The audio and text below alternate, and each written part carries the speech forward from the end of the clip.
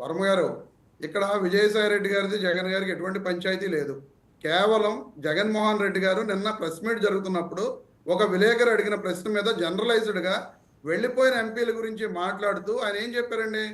Party అనేది ఆ పార్టీలో నాయకుడు విలువలు విశ్వసనీయతతోటి ఉంటేనే రేపొద్దున్న అతను కాలు ఎగరేసుకున్న నాయకుడిగా నిలబడగలడు.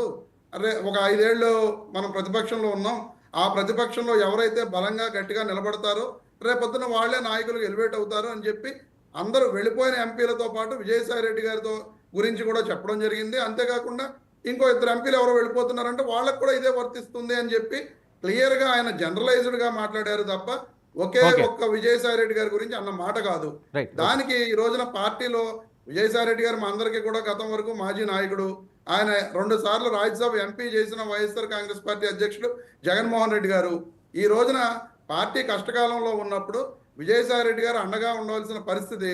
కానీ ఆయనకున్న ఇబ్బందులు ఏంటో ఆయన ఎప్పుడూ కూడా బయటికి చెప్పింది ఏమీ లేదు.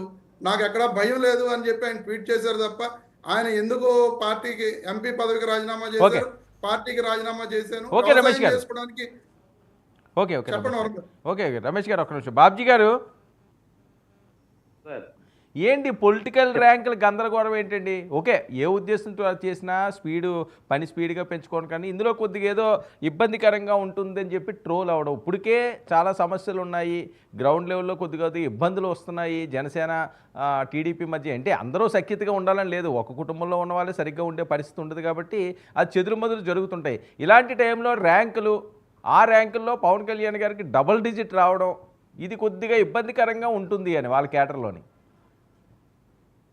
99 ఛానల్ ప్రేక్షకులకి, వర్మ గారు మీకు, అక్కడ ఉన్న పెద్దలందరికీ కూడా హృదయపూర్వక నమస్కారాలు. ముఖ్యంగా ఈవేళ మీరు చెప్పేది ర్యాంకింగ్ అనేది ఫైల్స్ క్లియరెన్స్ అని క్లియర్గా చెప్పారు. నిమ్మల రామానాయుడు గారు ఎంత పని చేశారు, ఆయనకి 22వ ర్యాంక్ వచ్చింది. కేవలం అది పెర్ఫార్మెన్స్ కాదు, ఫైల్డ్ క్లియరెన్స్ వాళ్ళు చెప్పింది.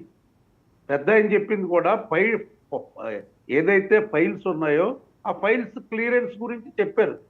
అంతేగాని అది పనికి కొలమానం అనేది ఆయన ఆ రకంగా ర్యాంకింగ్స్ ఇవ్వలేదు.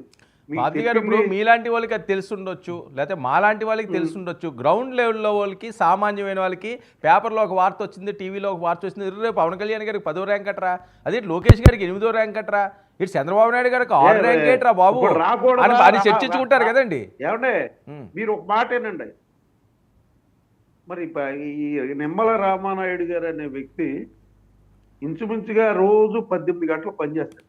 ఆయన ప్రజలతో మమేకమై ఉంటాడు. అలాంటి వ్యక్తికే 22వ ర్యాంక్ వస్తే మరి మీరేదో